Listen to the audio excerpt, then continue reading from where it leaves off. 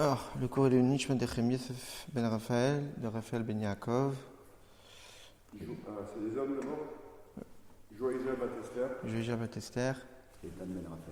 Ethan ben Raphaël. Eliaou ben Comment il s'appelle ce aussi, on va dire son nom. Eliaou ben Michael. Mardoché ben. Mardoché ben. Mordechai ben. Esther. Pour la réflexion. Nishmat Torah Betra Chaim. Et Refouach Shlema les. Refouach Shlema pour Rachamim ben. Yecheskel Ezbel. et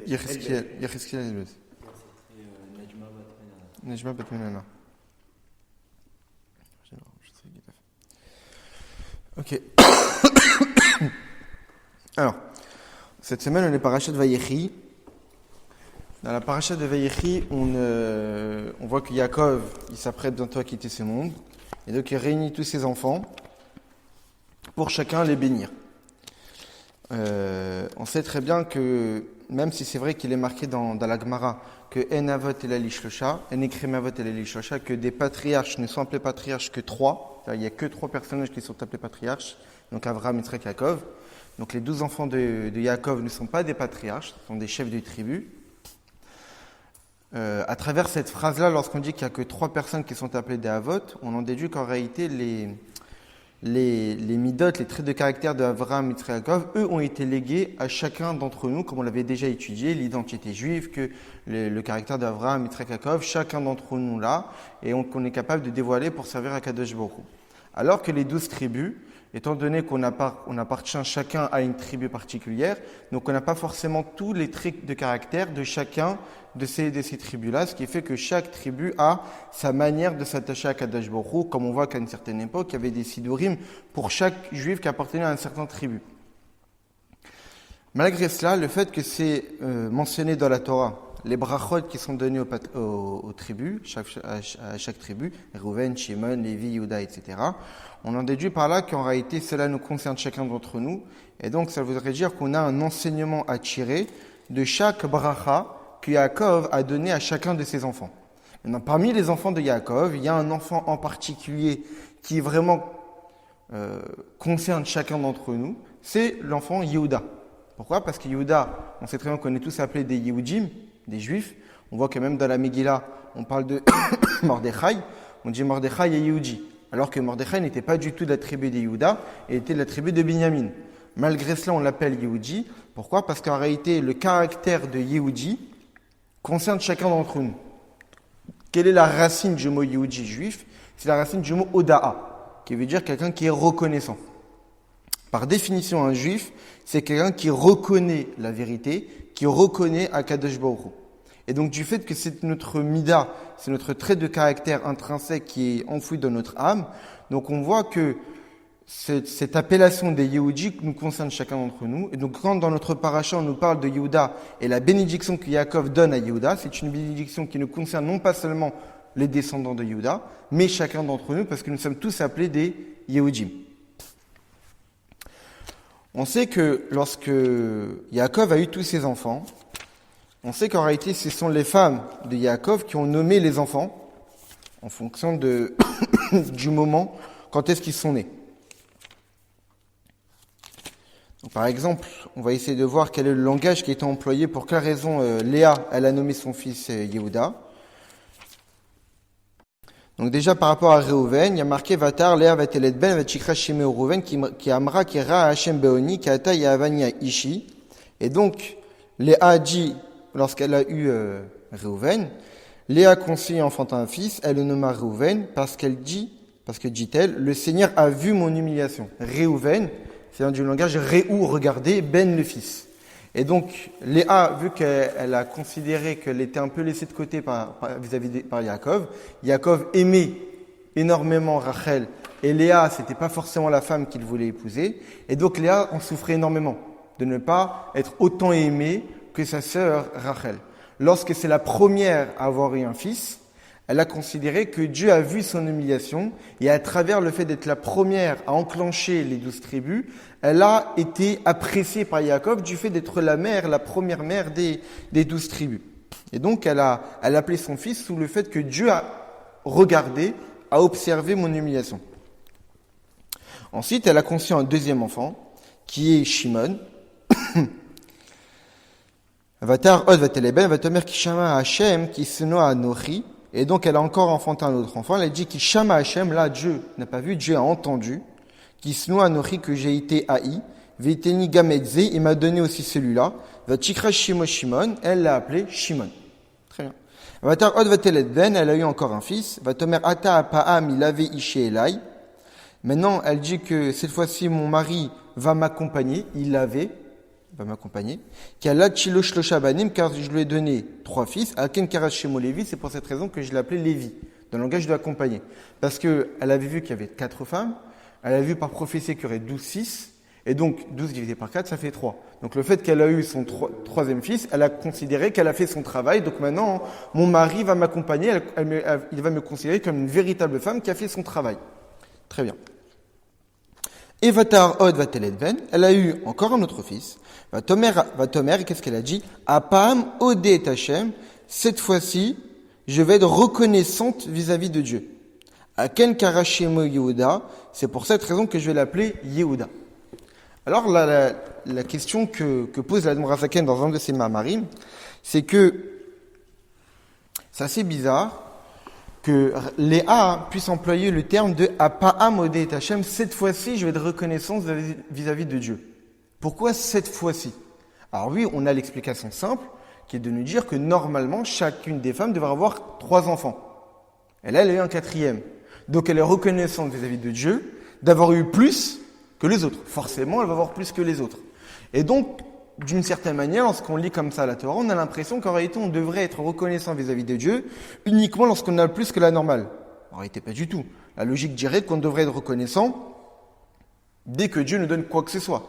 Comme nous interprètent nos maîtres, que la neshama ta'alelka aleluka, que toutes les âmes louent à Kadosh Baruch Hu, et nos maîtres d'interpréter que la neshima, à chaque respiration, on se doit de louer Dieu. C'est-à-dire qu'à chaque respiration qu'on a dans notre vie, on est censé être reconnaissant envers Akadosh Baruch Hu du fait de la vie qu'il nous donne.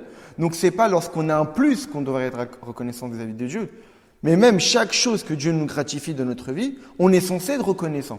Donc pour quelle raison Léa exprime sa reconnaissance uniquement lorsqu'elle a plus que la moyenne, lorsqu'elle a plus que ce qu'elle était censée avoir, au point qu'elle appelle son fils Yehuda. L'Admor HaZaken intensifie la question et de dire qu'en réalité, même le mot Yehuda contredit ce qu'elle dit. Yehuda, c'est la contraction de Yud, Hodé. Donc Hodé, reconnaissant. Mais la lettre Yud en hébreu, lorsqu'on a la lettre Yud en début d'un mot, ça veut dire que l'action, elle est continue. Il y a un verset dans Eïov qui dit « Kacha yaase Eïov » ainsi faisait Eïov. Il n'y a pas marqué « Kacha asa Eïov » ainsi a fait Eïov. Yaase. Et ici, le texte veut nous dire que Eïov agissait de cette manière-là continuellement. L'une des autres preuves où on a cela, c'est le nom même de Dieu. Le nom de Dieu, c'est Yud Kevavke. Donc, Hové, les 3 dernières lettres, ça veut dire exister, faire exister. Et la première lettre, le Yud, signifie que Dieu fait exister les choses continuellement. Donc, le Yud, en début de mot, ça signifie que l'action, elle est continue. Elle n'est pas instantanée, elle est continue. Donc, le nom de Yehuda, on parle d'une reconnaissance éternelle, continue. Donc, comment ça rentre dans les mots que Léa a dit que cette fois-ci, je suis reconnaissante? Donc, ça veut dire que c'est pas une reconnaissance éternelle, qui a toujours existé, mais c'est une reconnaissance qui est apparue maintenant. Alors que son fils, Yehuda, fait référence à une reconnaissance qui est éternelle, qui a toujours existé. La preuve de la lettre Yud. Alors, l'Admor HaZaken d'expliquer qu'en réalité, ça dépend de où se trouve notre âme. Ça veut dire que notre âme, telle qu'elle se trouve dans les mondes spirituels, dans la source même de notre neshama, au fond de nous-mêmes, oui, nous avons une reconnaissance envers Dieu éternelle. Foncièrement, au fond de nous, nous sommes totalement reconnaissants pour Dieu éternellement à chaque instant de notre vie. Maintenant, lorsque la neshama descend dans notre corps, elle a vu que nous sommes des êtres limités, donc limités dans l'espace et limités dans le temps, donc notre reconnaissance aussi, elle, est limitée dans le temps. Et donc, ce qu'on peut comprendre dans les mots de l'Admor HaZaken, c'est que le juif, étant donné qu'il est dépendant du temps, donc à un moment donné dans sa vie, lorsque Dieu lui gratifie des choses, alors lui, il va être reconnaissant.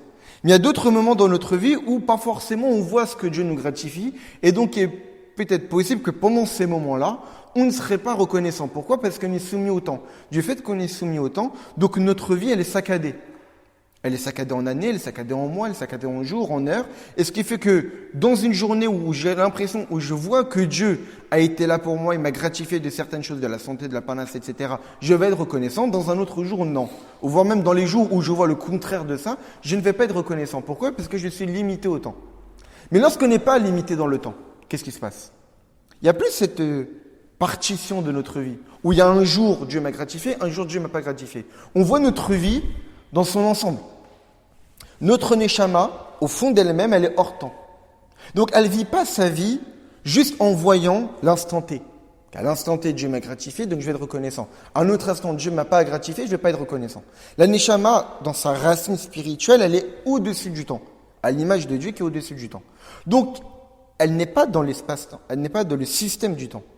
Elle regarde la vie du début jusqu'à la fin. Et lorsqu'on regarde la vie du début jusqu'à la fin, on comprend.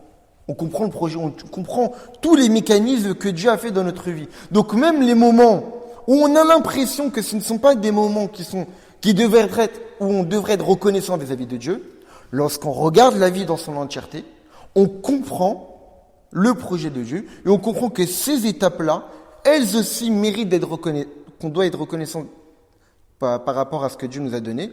Parce qu'en réalité, c'est à travers ces étapes-là qui nous ont permis d'obtenir les choses qu'on a eues par la suite. Mais lorsqu'on a les œillères, où on se limite dans le temps, alors on voit uniquement ce qu'on a à ce moment-là. À ce moment-là, on a l'impression qu'on ne devrait pas être reconnaissant.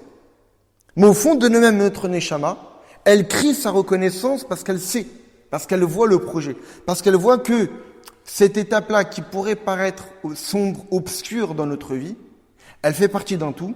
Et dans ce tout-là, cette étape qui pourrait paraître négative, c'est justement elle qui va permettre par la suite des élévations, des progressions, et que justement on n'aurait pas pu avoir sans ces étapes-là. Donc de là, on voit plus ou moins l'une des explications de cette apparente contradiction entre le nom de Yehuda et comment sa mère l'a appelé, dans le sens que Yehuda fait référence à une reconnaissance éternelle, alors que Léa exprime une reconnaissance instantanée. Ça dépend dans quel système on se tient. Est-ce qu'on se tient dans le système de notre neshama, dans sa racine spirituelle, où elle est hors temps, et puisqu'elle est hors temps, donc elle a une reconnaissance éternelle, puisqu'elle voit tout, elle voit tout ce que Dieu nous gratifie, ou on est dans le système du temps, et donc à ce moment-là, peut-être qu'on a du mal à être reconnaissant continuellement. Donc ça, c'est une première interprétation que nous donne Admor Hazaken de cette contradiction. En réalité, pourquoi je parle de ça ? Parce que dans notre paracha, lorsque Yaakov va bénir Yehuda, alors déjà Yehuda, il a très peur de se présenter devant son père, parce qu'il a vu comment son père a béni Reuven, Shimon et Lévi avant. Il a vu que Yaakov n'a pas donné de si belles bénédictions par rapport au mauvais comportement des Reuven, parce qu'il a déplacé la couche de sa mère, etc., de son père. Donc c'était pas forcément bien vu, et c'est ça qui a fait en sorte qu'il a perdu son droit d'aînesse. C'était plus maintenant lui le premier-né, c'est pas lui le Bechor, c'est devenu Yosef. Ou du fait qu'il n'a pas totalement vraiment intervenu, même s'il a intervenu pour sauver Yosef, mais à un moment donné, il a préféré s'investir à faire teshuva de son erreur que d'aller sauver son frère Yosef. Donc il n'a pas vraiment joué son rôle de chef de la fratrie.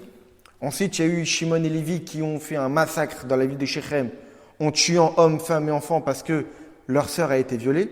Donc même si c'était une catastrophe, Yaakov n'a pas forcément bien vu cet acte de barbarie. Lorsque Yehuda entend ça, il dit, je vais peut-être éviter de me présenter devant mon père. Et là, Yaakov lui dit, pas du tout. Yaakov lui dit, Yehuda ata, toi Yehuda, comme dit Rashi, toi Yehuda, t'es différent. Yehuducha achecha, tes frères te rendront hommage, tes frères te reconnaîtront. Be'oref oivecha, yadecha be'oref oivecha, ta main sera sur la nuque de tes ennemis. Ishtachavulecha bene avicha, et les enfants de ton père s'inclineront devant toi. Donc on voit que, ensuite il continue, donc on voit qu'en réalité, Yaakov fait de grandes éloges sur Yehuda.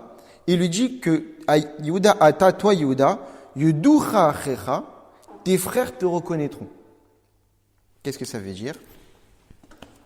Ça veut dire qu'en réalité, pour quelle raison Léa, elle a nommé son quatrième fils Yehuda, alors qu'on aurait pu aussi dire Dès le premier enfant, tu es censé exprimer ta reconnaissance. Léa, en fait, elle a vu beaucoup plus loin.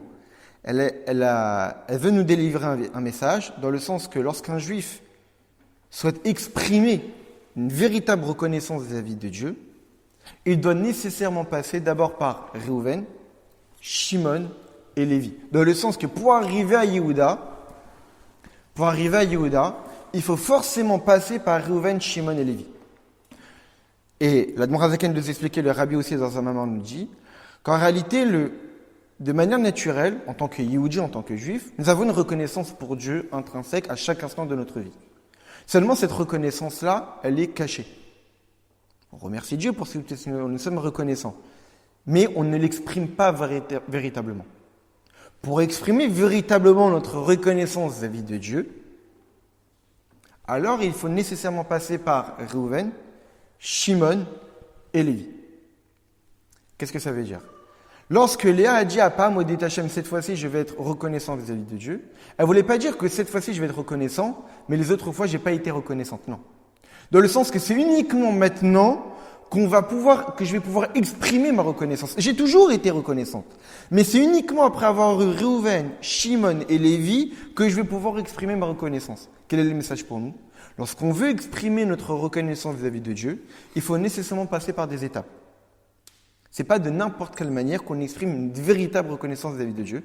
Il faut d'abord passer par l'étape de Réhouven, Shimon et Lévi. Qu'est-ce que ça veut dire passer par Réhouven, Shimon et Lévi? On avait souvent étudié que la Torah est appelée ce qu'on appelle Mashal Akadmoni, que la Torah est appelée la parabole ancestrale, originelle. Dans le sens qu'on sait très bien que les histoires que la Torah nous raconte, ce sont des histoires qui ont réellement eu lieu. Les personnages que la Torah nous raconte leur vie, ce sont des personnages qui ont véritablement existé. Maintenant, la Torah, ce qu'elle nous délivre comme message, les histoires qu'elle nous raconte, c'est juste l'aspect extérieur de la Torah. Et il y a un aspect qui est beaucoup plus profond. Ça veut dire que la Torah nous parle de choses physiques, mais nous fait allusion à des choses spirituelles, divines, profondes. Il y a même des commentateurs qui vont même beaucoup plus loin. C'est-à-dire que la Torah, en premier lieu, nous parle que des choses spirituelles et divines. Elle fait allusion à des choses physiques. C'est-à-dire qu'elle fait uniquement allusion à des personnages physiques. Mais ce n'est pas l'essentiel là de son message. L'essentiel du message de la Torah, c'est ce qui se cache derrière chacun de nos personnages. Dans le sens que quand la Torah nous parle d'Abraham, alors oui, elle nous parle de notre ancêtre Abraham, etc., de tout ce qu'il a fait. Mais la Torah, en réalité, lorsqu'elle parle d'Abraham, elle veut nous parler du chesed, de la bonté de Dieu. Lorsque la Torah nous parle de Yitzhak, elle veut essentiellement nous parler de la rigueur de Dieu. Dans le sens que chacun des personnages de notre Torah sont des symboles, sont de certains concepts divins. Comme on l'avait étudié par rapport à Abraham, comme on l'a étudié par rapport à Yitzhak, qu'en réalité, Abraham, c'est le représentant de la bonté de Dieu sur terre. Au point que tellement qu'Abraham, il développait la générosité, il était tellement bon à faire son entourage, que l'attribut de bonté de Dieu est venu se plaindre à Dieu lui-même. Que depuis qu'Abraham est sur terre, je fais plus rien. Mon travail de dévoiler la bonté dans le monde est inutile parce qu'il y a déjà Abraham qui fait mon travail. Pour dire ô combien Abraham était un véritable conduit de bonté de Dieu dans ce monde. Pareil pour Yitzhak, pareil pour Yaakov. Et dans les tribus, c'est aussi à l'identique.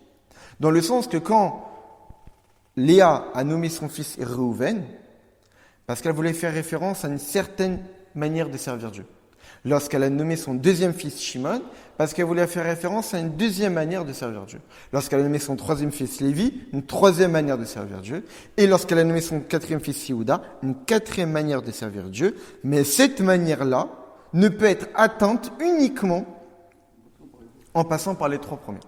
Et donc ce qu'on va essayer de comprendre, c'est comment exprimer notre reconnaissance vis-à-vis de Dieu, profondément parlant, c'est-à-dire dans notre service de Dieu. Comment être un véritable Yehuda? Comment atteindre ce niveau que Dieu attend de nous, d'exprimer une véritable reconnaissance vis-à-vis de lui? Pour cela, il faut que chacun d'entre nous soyons des Réhouven, chacun d'entre nous soyons des Shimon, soyons des Lévi, et uniquement par la suite, on pourra être Yehuda.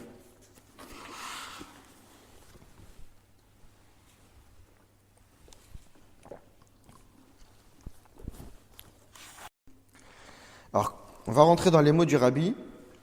Le Rabbi se base sur les mots de l'Admor Zaken dans le Torah.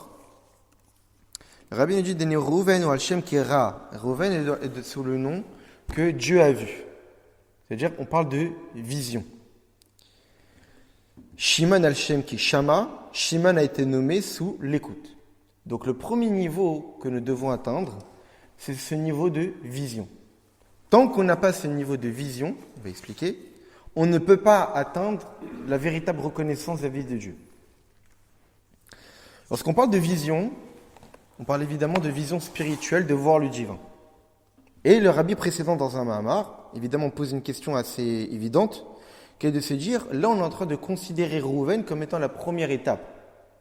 Comment peut-on considérer la vision du divin comme étant la première étape? Pas possible. La vision du divin, c'est un niveau extrêmement élevé. Voir le divin, c'est le niveau de prophétie. Comment peut-on considérer que Rouven est le premier fils, ça veut dire le premier niveau que nous devons atteindre pour pouvoir arriver par la suite à exprimer une véritable reconnaissance vis-à-vis de Dieu, sachant que voir le divin, c'est pas donné à tout le monde. Voir le divin, c'est réservé à une élite, c'est réservé aux prophètes. Comment peut-on considérer ça? Alors, de la Chassidut, on explique, la Noirzakan, le rabbi précédent, que en réalité, on ne parle pas ici de vision sensorielle, de voir vraiment le divin avec nos yeux faits de chair et de sang. On parle de vision intellectuelle. Dans le sens que la première étape dans le service de Dieu, pour arriver par la suite à être reconnaissant à Kadosh Baruch Hu, il faut se pousser à réfléchir sur Dieu. À réfléchir sur ce que Dieu, sur la création de Dieu, sur ce que les actions de Dieu dans le monde, les choses grandioses que Dieu a fait, que Dieu fait dans notre quotidien. À travers cette réflexion, et comme l'explique le rabbi précédent, que cette réflexion-là ne doit pas être minime. Dans le sens que quelqu'un qui se suffit uniquement de comprendre le divin, uniquement de réfléchir, évidemment, il n'arrivera pas à voir. Ce que Dieu attend de nous, dans ce premier niveau, c'est de pousser notre réflexion au plus haut niveau qui soit, au point que tellement qu'on a compris les choses, tellement qu'on les a saisies intellectuellement, qu'on est capable d'une certaine manière de les voir. Dans la Chazé, on explique longuement, on avait souvent déjà étudié cette notion, que voir une chose, c'est qu'on est certain de la véracité de cette chose. Lorsque, dans la Chassidut, on explique longuement la fameuse différence entre la vue et l'écoute. Lorsqu'on a quelqu'un qui nous raconte une histoire, on peut croire à cette histoire-là, mais on ne l'a pas vécue. Il suffit que quelqu'un d'autre vienne et nous dise qu'en réalité, non, ça s'est passé autrement, que là, tout d'un coup, on a des doutes, on a des questions. On se dit, est-ce que peut-être la première personne qui va raconter l'histoire m'a vraiment raconté réellement ce qui s'est passé? Donc, lorsqu'on se suffit uniquement d'entendre les choses, alors on a des doutes. Alors que lorsqu'on a vécu un événement, il n'y a pas de doute à avoir. On peut nous raconter ce qu'on veut, ce que j'ai vu, je l'ai vu, c'est factuel, c'est quelque chose qui est concret, c'est réel. Eh bien, lorsqu'on nous demande que dans nos premières étapes d'élévation, dans notre premier niveau de pouvoir atteindre la reconnaissance de Dieu, c'est d'avoir le niveau des Reuven, c'est quoi chez Usha Avodato Lekono ou Lo Bifrenata Sagalevad qui Bifrenat Reia? C'est pas seulement servir Dieu parce que j'ai compris le divin, mais c'est de voir le divin. Vaïnu, qu'est-ce que ça veut dire? Shitam tout shelo belokut ou bevadaout achigdola. Que la véracité du divin dans sa vie, notre vie, elle est d'une grande certitude. Bedugmatadam shero izedvar. Comme quelqu'un qui voit une chose, chez En Shayar, chez Etzlu Shum Safek basé, au point qu'il ne peut pas avoir un quelconque doute là-dessus. Ça veut dire que on nous demande de pousser notre réflexion sur les actions de Dieu en étudiant la Torah, et de ne pas se suffire uniquement à comprendre.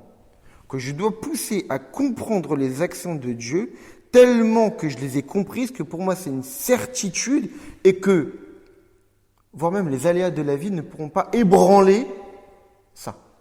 Pourquoi? Parce que je suis arrivé à une certitude. Le rabbi précédent va même plus loin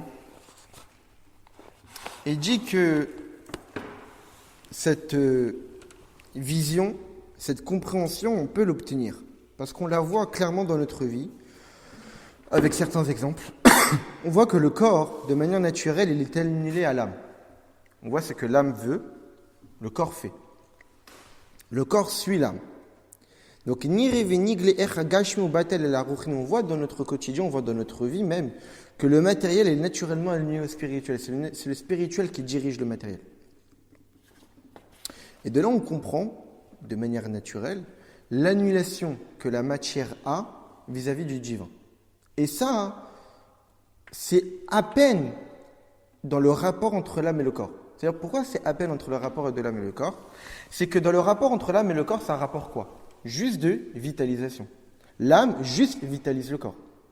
La preuve en est, c'est que lorsque, après 120 ans, lorsque l'âme quitte le corps existe toujours. Il va se désagréger, certes, mais existe toujours.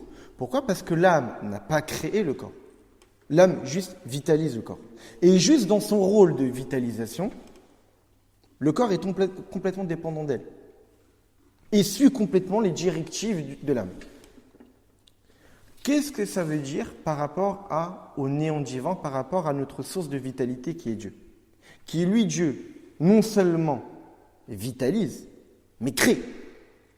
Dieu ne vitalise pas le corps, Dieu ne vitalise pas le monde, Dieu crée le monde. Dieu, c'est lui qui a donné existence au monde.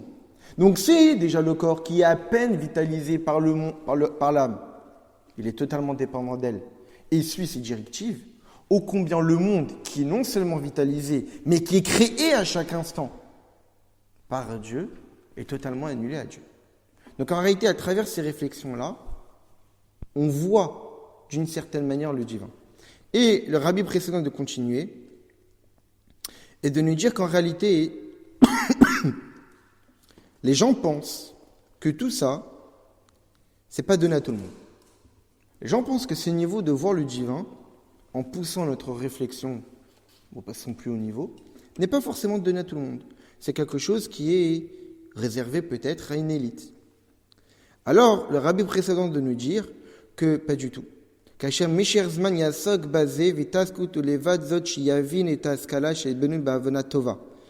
que pour atteindre ce niveau, ça prend du temps. Et il faut prendre ce temps. Parce que lorsqu'on valorise un certain but, un certain projet, alors on prend le temps pour pouvoir réaliser ce projet-là. Ce que veut dire ici le rabbi précédent, c'est que si une personne valorise le fait de voir Dieu, alors il prendra le temps pour essayer d'atteindre ce niveau-là, en prenant sa tête et en développant sa réflexion à travers son étude de la Torah, à travers son investissement dans la réflexion à chaque moment de sa vie où il peut avoir le temps de réfléchir sur ça, pour essayer de développer, de s'approfondir là-dessus. Et quand des gens pensent qu'en réalité, ce n'est pas de leur niveau, alors le rabbi précédent dit clair, c'est l'Itzara qui nous fait croire ça. Pour quelle raison les gens disent que ce n'est pas de leur niveau, c'est quelque chose qui est inatteignable? Parce que tout simplement, ils considèrent que c'est quelque chose qui ne les touche pas. Mais si ces sujets-là les touchaient vraiment, ne dirait pas ça. Raya la davar, la preuve en est, des choses du monde. Quelqu'un qui sait qu'il a un potentiel d'atteindre un certain but dans son business, jamais il va se dire c'est hors de portée. Il va mettre tous ses efforts pour arriver à réaliser ses projets et pour atteindre cet objectif, ce but. Parce qu'il se dit que c'est dans ses cordes. Et puisqu'il s'est dit que c'est dans ses cordes et que c'est quelque chose qui le touche parce qu'il a envie de gagner plus, alors il va fournir les efforts pour gagner plus. Parce que c'est un sujet qui le touche de gagner plus d'argent. Eh bien, c'est exactement pareil avec notre rapport à Dieu. Si notre rapport à Dieu nous touchait vraiment profondément, alors on ne pourrait pas dire que c'est quelque chose qui est inatteignable, parce que rien n'est inatteignable lorsque Dieu attend de nous de le faire. Dieu ne demande jamais à un juif de faire quelque chose qu'il en a l'incapacité de le faire. Si Dieu nous demande de faire quelque chose, c'est qu'on en a la capacité. Seulement, c'est nous-mêmes qui nous mettons des freins pour justifier nos actions, alors qu'en réalité, les raisons profondes, c'est que on se suffit de ce qu'on a.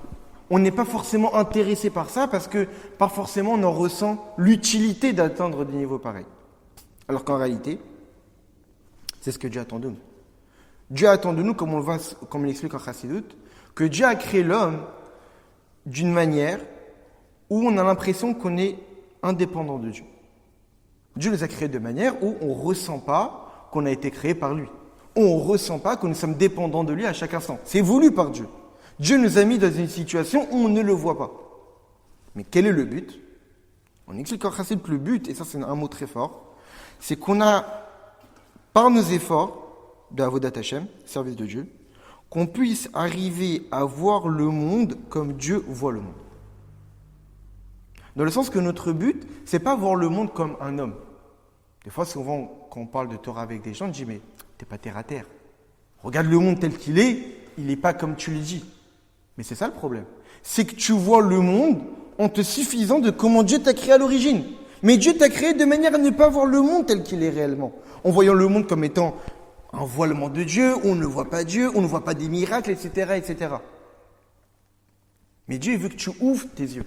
Dieu, il veut que par tes efforts personnels, tu puisses justement dévoiler ta neshama. Dieu nous a créés de manière où on a ces deux choses. On explique en Chassidut que Dieu a créé le monde par sa parole, mais Dieu aussi, dans d'autres textes, on dit que Dieu a créé le monde par sa volonté. Dans un mamar, l'Admorazaken pose la question, mais le monde a été créé par la parole de Dieu ou le monde a été créé par la volonté de Dieu? Réponse de l'Admorazaken, la matière du monde a été créée par la parole de Dieu, mais la forme du monde a été créée par la volonté de Dieu. Qu'est-ce que ça veut dire? Ça veut dire que Dieu, la parole, lorsqu'on parle à quelqu'un, c'est quelqu'un qui est extérieur. Lorsque Dieu a créé le monde par la parole, c'est qu'il a voulu créer un monde, des créatures, qui ressentent qu'ils sont extérieurs à Dieu. Il a voulu créer une distance. Parce que si on ressent qu'on est proche de Dieu, où est notre effort? Il n'y a pas de valeur à nos efforts. Si on ressent la présence de Dieu continuellement, où est la valeur de nos actions? Ça serait trop facile. Dieu l'a voulu créer le libre arbitre. Pour créer le libre arbitre, c'est-à-dire qu'on a le choix de faire le bien ou le mal, qui nous a créé de manière où, instinctivement, on a le choix, soit de faire le bien, soit de faire le mal, soit de croire en Dieu, soit de ne pas croire en Dieu, soit de chercher à s'attacher à lui, soit de ne pas chercher à s'attacher à lui. Ça, c'est quand Dieu a créé le monde par la parole. Mais, il nous a aussi donné un but. Le but, c'est de justement s'attacher à lui. Donc, il faut qu'il nous donne les moyens de s'attacher à lui. Donc, il a, en dehors d'avoir créé le monde par sa parole, il a aussi créé le monde par sa volonté. Or, on sait très bien que la volonté d'une personne, c'est la définition même de qui il est. Donc, quand Dieu a créé le monde par sa volonté, il a mis de son essence là-dedans. Ça veut dire que l'homme, il a été créé, comme on sait très bien que le début de la Torah commence par la lettre bête, parce que le monde est fondé par l'idée de dualité. Le ciel, la terre, le bien, le mal, la femme, l'homme, la matière, le spirituel. Donc Dieu nous a créés avec cette dualité-là qui est en nous, cette nature où on ressent qu'on n'est pas dépendant de Dieu, mais cette capacité à outrecarrer tout ça, et à être capable de s'attacher à Akadosh Baruch Hu et de voir le monde différemment. Donc notre but, c'est de ne pas voir le monde tel qu'il est, et en se disant que ce qu'on nous parle ici dans les textes, c'est quelque chose qui nous dépasse. Non. Ce que nous parle ici dans les textes, c'est quelque chose qui est largement à notre portée.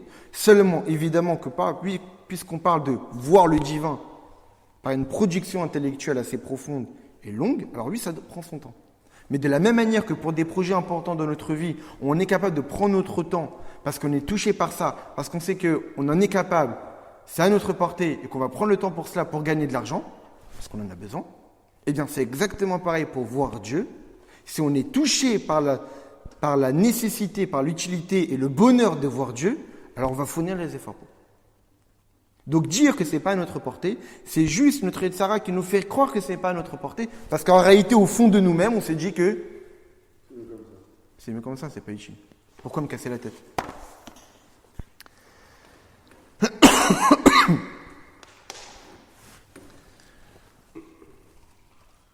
Maintenant, le but de cette vision-là, le but de cette réflexion est d'arriver à voir Dieu. Quel est le but? Réou Ben, voir le Fils.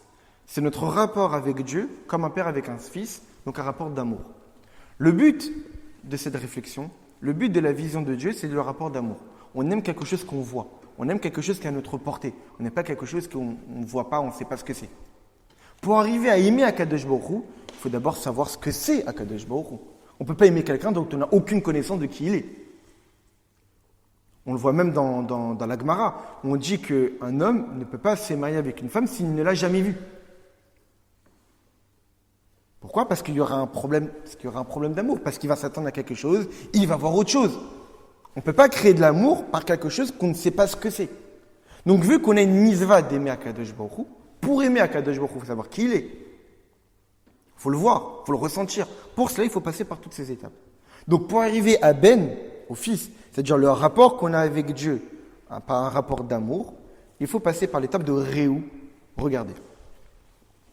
Et c'est ça, en réalité, tout le passage de la tfila. On sait que, on sait que la tfila, notre prière quotidienne tous les matins, dans le rêve que Yaakov a eu dans la paracha de Vayetse, c'est Sulam Utsavar Sa Verosho Megia Shamaima. C'est l'échelle, le fameux rêve de Yaakov, que lorsqu'il a quitté Beersheva pour aller à Haran, il s'est endormi en chemin, il a fait un rêve. Il a rêvé d'une échelle qui était plantée dans la terre et qui est arrivée jusqu'au ciel. Et dans le Zohar, on dit que ce Sulam-là, cette échelle-là, fait allusion à la prière. La prière, c'est une échelle, dans le sens que si on veut arriver à la Hamida, il y a des étapes.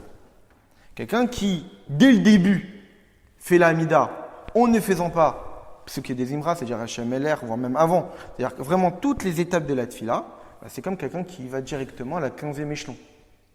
Tu vas te casser la figure. Tu ne peux pas arriver au 15e échelon si tu n'as pas fait échelon après échelon.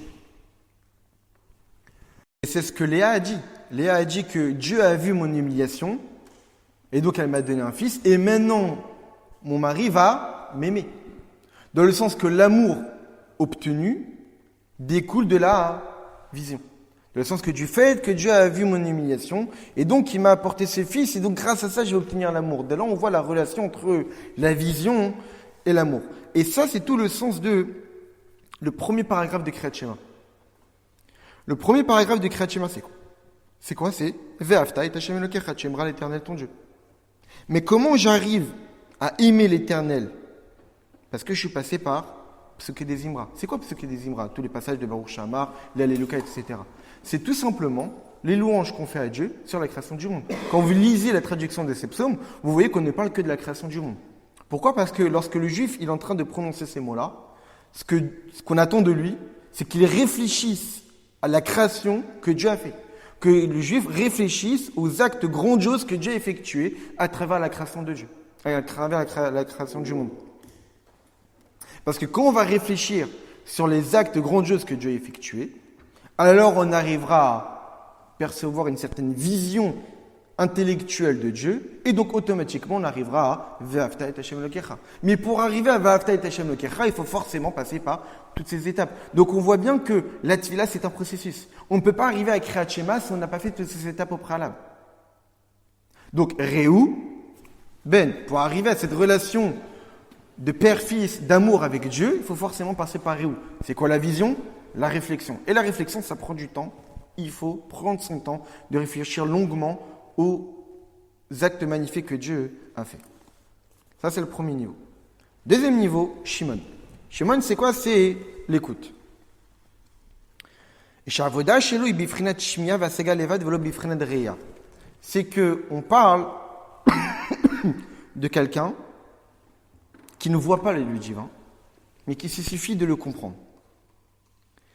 Et puisque il se suffit de comprendre le divin, mais il ne le voit pas. Il n'est pas encore arrivé au niveau de le voir, il le comprend. Alors c'est pour cette raison que ici, la relation qu'il va avoir avec Dieu n'est pas une relation où il va développer de l'amour, mais il va développer de la crainte. Quelqu'un, il peut servir Dieu uniquement avec de l'amour. Pourquoi? Parce que comme il voit Dieu, il n'y a aucun risque qu'il chute. Pour quelle raison quelqu'un chuterait et transgresserait Chazvé Shalom des Avérotes? Parce qu'il ne voit pas Dieu. Parce que Dieu est caché. Parce qu'il a oublié Dieu. Mais si quelqu'un il voit Dieu, est-ce qu'il peut se permettre de fauter? Pas possible. Et donc lorsqu'on voit le divin, il n'y a qu'une relation d'amour, parce qu'il n'y a pas de crainte de chuter. Mais lorsqu'il y a une relation que d'écoute, que de compréhension, que de shmia, c'est-à-dire que la relation que j'ai avec Dieu, c'est juste je comprends le divin, mais je n'ai pas poussé cette réflexion au point d'être capable de voir le divin. Alors à ce moment-là, je ne sais pas arriver à une certitude, comme je l'expliquais tout à l'heure. L'écoute, lorsqu'on nous raconte une histoire, on est incertain de la réalité de cette histoire-là. Alors que lorsqu'on la voit, on est certain. Lorsque quelqu'un se suffit uniquement de comprendre le divin, alors peut se créer des incertitudes. Comme peut se créer des incertitudes, donc peut se créer aussi des chutes, et donc des fautes. Et donc, sa manière de comment il va servir Dieu ne peut pas être seulement d'amour, mais forcément aussi de crainte. De craindre de chuter, de craindre de s'égarer, la Kadosh Baruch Hu. Parce que son niveau de divin ne lui permet pas uniquement d'avoir une relation d'amour. La Chanetzlo Avoda Bekavaïra, c'est pour cette raison que sa manière de servir Dieu va être par crainte. Et c'est ça le deuxième paragraphe du schéma. Vaya im shamua. Vaya im shamua tishmeu. Et si vous entendez, Et chambrou la penifté, alors préservez-vous de peur que vous soyez séduits, vous vous détournez. Dans le sens que si vous êtes que imshamwa tishmiu, si vous êtes seulement dans l'écoute, alors là, Dieu vous dit, faites attention de vous égarer. Dans le passage de Ve'afta et Hashem lekecha, il n'y a pas de menace entre guillemets ou de rappel de Dieu, faites attention de ne pas vous égarer, non. Parce qu'on est dans un rapport avec Dieu de vision, de Ve'afta. Mais lorsqu'on a un rapport avec Dieu de shmiya, d'écoute, alors lui, là, il y a un avertissement. Le rabbi précédent pose la question, on a l'impression que quand même, quand on dit Reuven, Shimon, Lévi, Yehuda, c'est censé être crescendo. Mais comment l'écoute, elle vient après la vue? A priori, la vue, c'est un niveau supérieur à l'écoute. Alors pourquoi l'écoute vient après la vue? Alors le rabbi précédent expliquait que l'écoute, la réflexion, a des fois un apport par rapport à la vue. On le voit ça dans la Gemara. Ou dans la Gemara, on dit que Chacham adif minavi. Un sage est préférable à un prophète. Un passage de la Gemara qui dit qu'un Chacham est préférable à un prophète. Alors ça paraît bizarre. Parce qu'un prophète, c'est quelqu'un qui voit le divin. Un Chacham, il ne fait que le comprendre. Alors, dans la Chassidut, on explique pourquoi. Parce qu'étant donné qu'un prophète, son rapport au divin est par la vision, puisqu'on n'est pas capable de tout voir, alors on ne le fait voir que des niveaux inférieurs du divin. Comme on voit à propos que Dieu, à Kadesh Baruch Hu, Moshe Rabbeinu, tu ne pourrais voir que Manuk. Tu ne peux pas tout voir.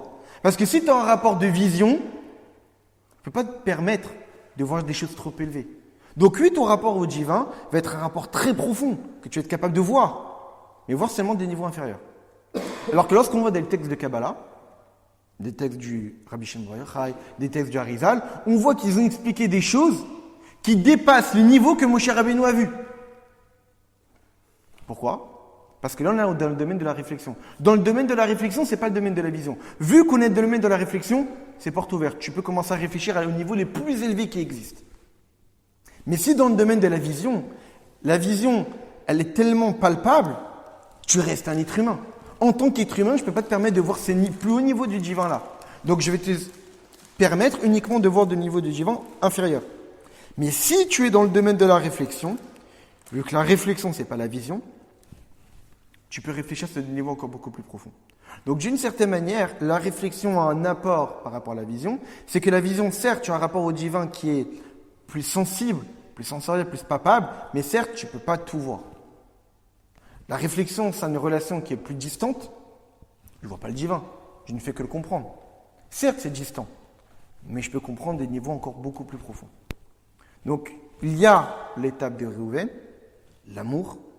Il y a l'étape de Shimon, la crainte. Et ensuite, vient l'étape de Lévi. Lévi, ça veut dire quoi? Être accompagné.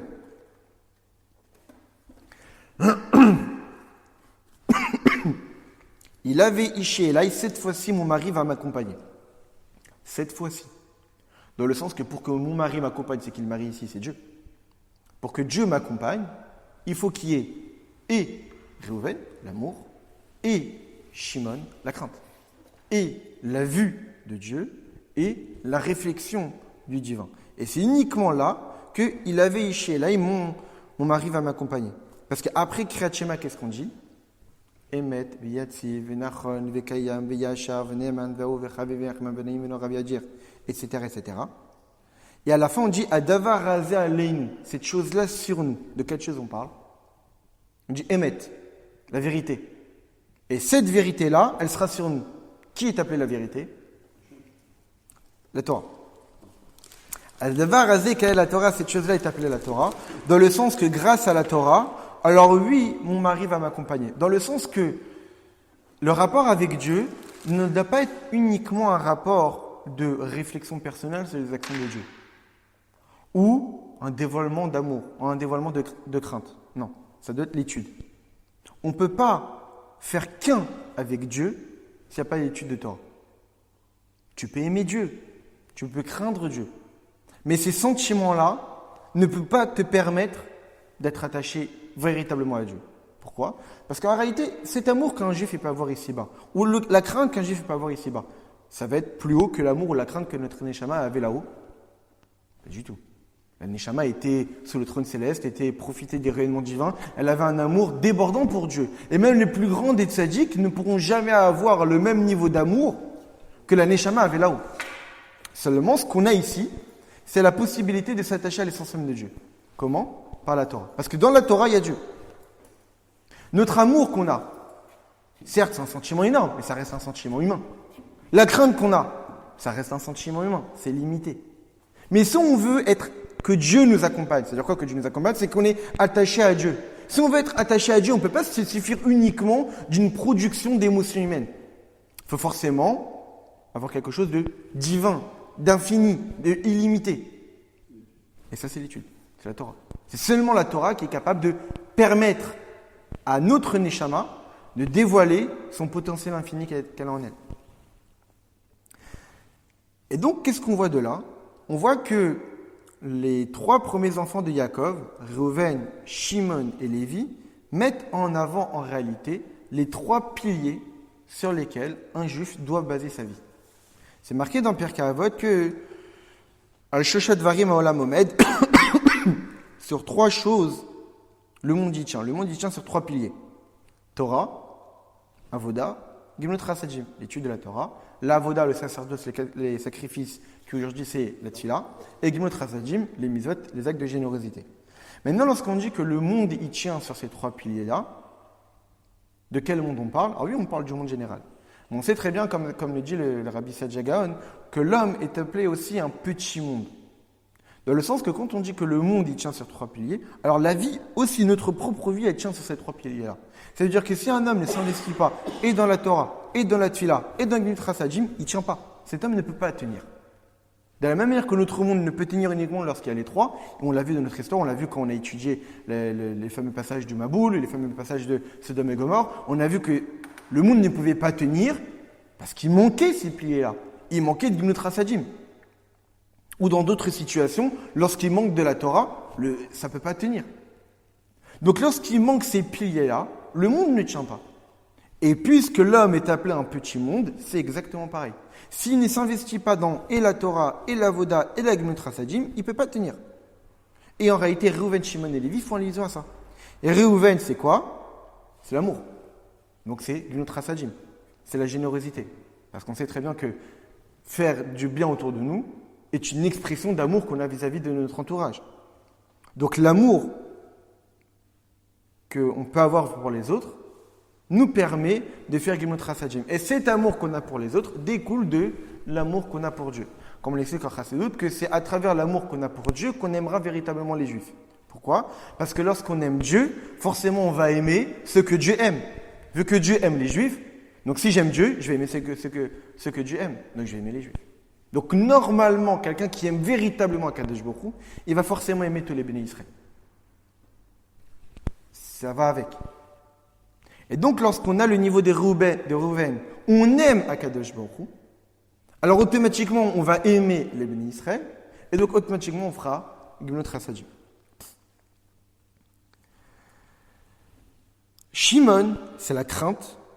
Et la crainte de Dieu, c'est l'émotion qu'on a besoin lorsqu'on fait la avoda. Avoda, c'est le travail. C'est la tfila. La tfila, c'est quoi ? C'est le moment où on est statique, où on ne bouge pas. On est devant Dieu, on a peur. C'est ce moment où on exprime une véritable crainte vis-à-vis d'Akadosh Baruch Hu, où on essaye de s'élever vers Akadosh Baruch Hu. Comme on l'a dit, que la tfila, c'est une échelle, c'est une élévation. La crainte, ce sentiment des craintes, c'est un sentiment où on ressent. D'où provient la crainte ? Parce qu'on ressent notre éloignement vis-à-vis de Dieu. Tout ce qu'on a pu faire. Et donc, ça crée de la crainte. Et donc, ce sentiment d'éloignement va vouloir nous pousser à nous rapprocher de Dieu. Ce sentiment d'amour qu'on a vis-à-vis de Dieu va vouloir nous pousser à aller vers les autres. Et donc, l'amour, un mouvement du haut vers le bas. La crainte, un mouvement du bas vers le haut. Et ensuite, Lévi, accompagné, c'est l'étude de la Torah. Parce que parce que la Torah et le peuple juif et Dieu ne font qu'un. Donc pour ne faire qu'un avec Akadosh Baruch Hu, il faut la Torah. C'est-à-dire qu'il y a le mouvement du bas vers le haut. Il y a le mouvement du haut vers le bas. Mais le but, c'est de faire une seule et même entité. Comment arriver à faire une seule et même entité ? Pas en se suffisant uniquement de faire des actes de générosité autour de nous. Pas uniquement en se suffisant de la prière. Mais en étudiant la Torah. Sans l'étude de la Torah, un juif ne peut pas faire un avec Akadosh Baruch Hu. Souvent, on voit des personnes qui mettent énormément d'importance à la prière. C'est vrai, il faut faire sa prière. On ne peut pas passer une journée sans prier. Mais des fois, des hommes, surtout des hommes, parce que c'est plus notre obligation plus que des femmes, oublient que c'est aussi important, voire même plus important, d'étudier. Et en réalité, notre prière ne peut avoir de véritable sens et profondeur uniquement s'il y a de l'étude. C'est l'étude qui nous permet d'avoir de la vitalité, de l'enthousiasme, du sérieux lorsqu'on prie. S'il n'y a pas d'étude, notre prière peut rester un acte mécanique. Donc oui, c'est vrai que les gens ressentent l'importance de la prière. Et parce que c'est un acte qui est fondamental, comme c'est marqué dans la Chassidut, que c'est notre colonne vertébrale. Chacune des mitzvot fait référence à un certain membre du corps. Il y a 248 mitzvot faisant référence aux 248 organes. Et on pose la question, mais parmi ces 248 organes, il n'y a pas la colonne vertébrale. Pourquoi ? Parce qu'en réalité, il n'y a pas de mitzvah représentant la colonne vertébrale, puisque la tfila n'est pas une mitzvah de la Torah, c'est une mitzvah des Chachamim, même si c'est une mitzvah de prier. Mais les 3 prières, c'est institué par les Chachamim. Mais la prière, c'est la colonne vertébrale. De la même manière que la colonne vertébrale, celle qui diffuse les messages, la vitalité à tous les autres organes, c'est la prière du matin qui va permettre de diffuser l'enthousiasme et la vitalité pour chaque mitzvah qu'on va accomplir dans la journée. C'est-à-dire que si le matin je ne prie pas, je ne pourrai pas accomplir les mitzvahs complètement dans la journée. Et voire même, si on rentre dans les détails, tant qu'on n'a pas prié, notre neshama ne s'est pas encore uni avec nous-mêmes. On dit que tant qu'un juif n'a pas encore prié, ça neshama est entre ses narines. C'est pour cette raison qu'on dit qu'avant de prier, on ne peut pas manger. Alors même si aujourd'hui on permet, ou pour certaines situations on permet, etc. Parce que des fois on dit mieux vaut manger pour prier que prier pour manger. Quelqu'un qui a tellement faim, il va prier comme ça pour arriver à manger, alors que s'il avait déjà mangé, au moins il est calme, il va pouvoir prier convenablement. Mais normalement, on ne mange pas avant de prier. Pourquoi ? Parce que comment tu peux te permettre de manger, sachant que manger, c'est un acte divin. Manger, c'est un acte divin, puis tu es censé élever les étincelles divines qui s'y trouvent à l'intérieur. Mais comment tu peux faire un acte divin si ta neshama ne s'est même pas encore unie avec toi-même ? Quand est-ce que notre neshama s'unit avec nous-mêmes ? Après la tfila. Uniquement après qu'on ait prié, là notre neshama est uni avec notre corps. Et puisque notre neshama est uni avec notre corps, alors on va pouvoir réaliser les mitzvot de Dieu, on va pouvoir élever la matière. Mais comment arriver à faire une véritable prière ? Uniquement si on étudie. Donc l'étude, elle est fondamentale pour pouvoir s'attacher à Kadosh Baruch Hu. Et c'est ça le sens de Emet Veyatziv. Cette vérité-là, elle se tient à Davar Razé, cette chose-là, elle se tient sur nous. Et maintenant qu'on a expliqué Reuven, Shimon et Lévi, on va comprendre Yehuda. Vezeu Yehuda ata, et toi Yehuda, Yeducha achicha, tes frères te reconnaîtront. C'est-à-dire c'est à travers tes frères qu'on va pouvoir t'atteindre. Toi Yehuda, on ne peut t'atteindre, l'expression d'une véritable reconnaissance vis-à-vis de Dieu ne peut être obtenue uniquement s'il y a déjà eu Reuven, Shimon et Lévi. Reuven et Shimon et Lévi, c'est les 2 paragraphes du Kriyat Shema et Emet Veyatziv, qui sont des introductions, une préparation au niveau de Yehuda, le niveau de reconnaissance. Quand on est reconnaissant vis-à-vis de quelqu'un, on est dans un acte de soumission vis-à-vis de lui. Et ça, c'est l'étape de la Hamida. Ça veut dire que la Hamida, c'est l'étape où on exprime une véritable reconnaissance vis-à-vis de Dieu, parce que dans la Hamida, qu'est-ce qu'on fait ? On se prosterne. C'est justement l'acte par excellence de la reconnaissance, de remerciement vis-à-vis d'Akadosh Baruch Hu, où on montre qu'on est totalement soumis à lui. Mais pour arriver à cette totale soumission, il faut forcément savoir déjà à qui on est en face, donc le voir. Il faut le comprendre. Il faut avoir un sentiment d'amour, un sentiment de crainte, c'est pas n'importe qui. Et il faut être uni avec lui.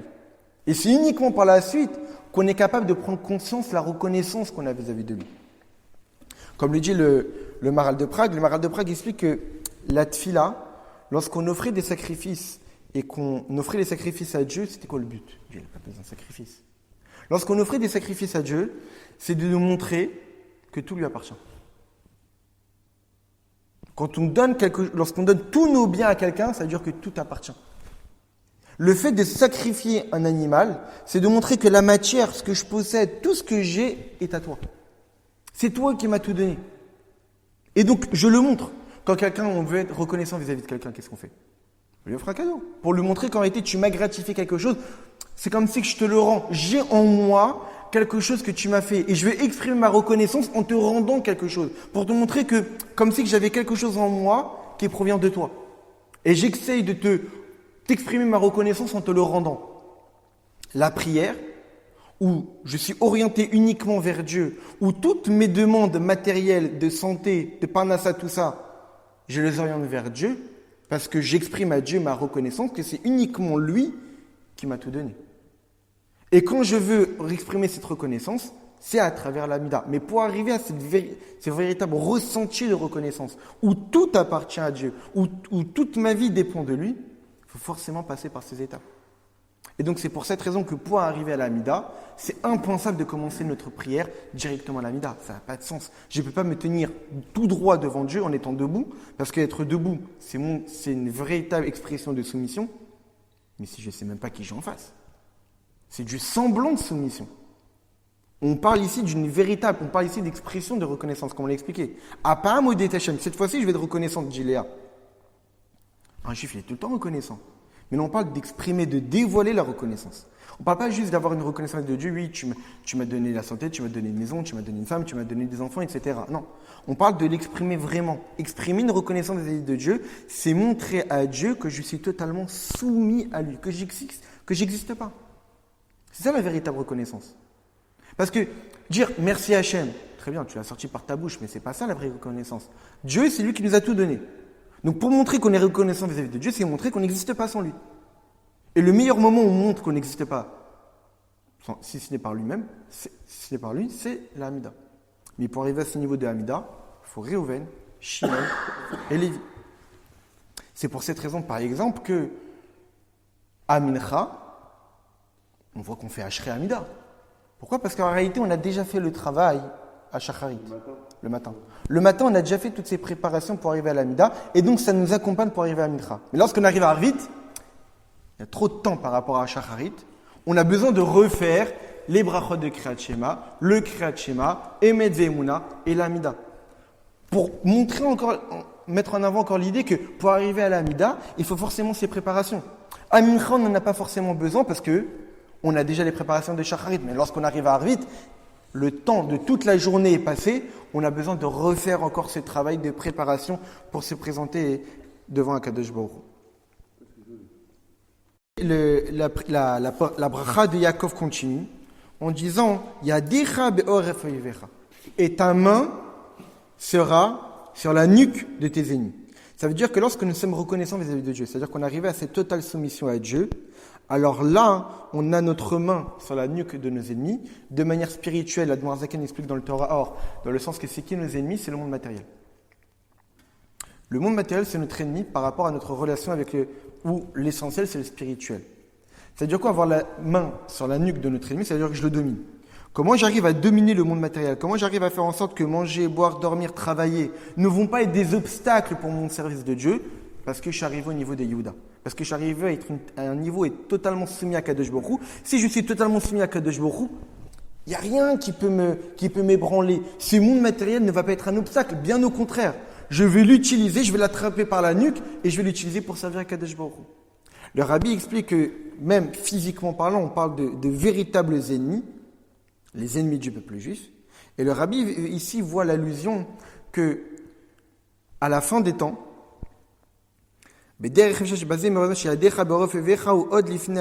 réalité, cette idée qu'on aura la main sur nos ennemis arrivera avant la délivrance finale.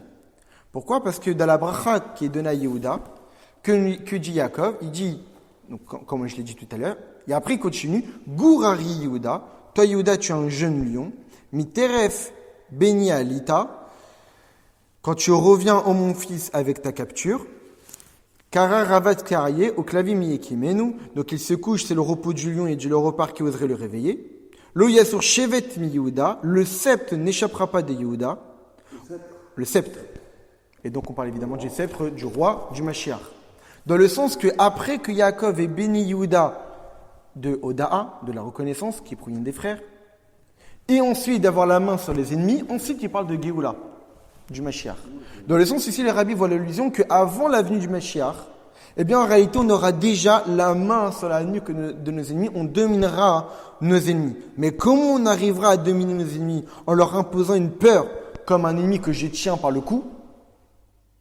Par le fait qu'on aura dévoilé cette reconnaissance profonde de notre âme. C'est ça l'essentiel. Dans le sens que quelqu'un qui veut remercier Hachem, quand on veut remercier quelqu'un, quand on veut reconnaître avec quelqu'un, on fait un acte. Par rapport à tout ce que Dieu nous a donné, et si on veut être reconnaissant vis-à-vis de lui, il faut des actes. Il faut des actes dans la pensée, il faut des actes dans la parole, il faut des actes dans l'action. Pour arriver à exprimer cette reconnaissance, il faut toutes les étapes qu'on a mentionnées. Dans le sens que dire merci à Hachem, c'est bien. Lever les yeux au ciel et de reconnaissance, c'est bien. Mais il faut du concret.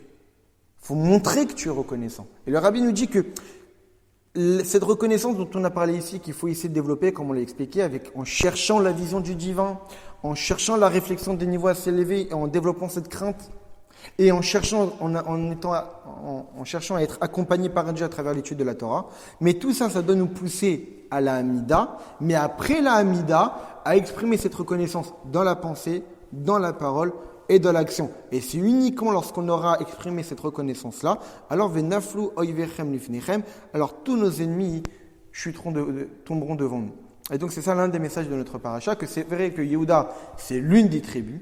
Et à partir du moment que nous sommes appelés tous des Yehudim, nous avons tous cette nature d'être reconnaissants, de reconnaître la vérité de Dieu. Modim anachnunar, nous sommes totalement reconnaissants vis-à-vis de toi, nous reconnaissons que c'est toi qui détiens la vérité. Maintenant, la véritable expression de la reconnaissance qu'on a vis-à-vis de Dieu doit passer par toutes ces étapes, qui est totalement accessible. On peut atteindre ces niveaux-là uniquement si on fournit les efforts.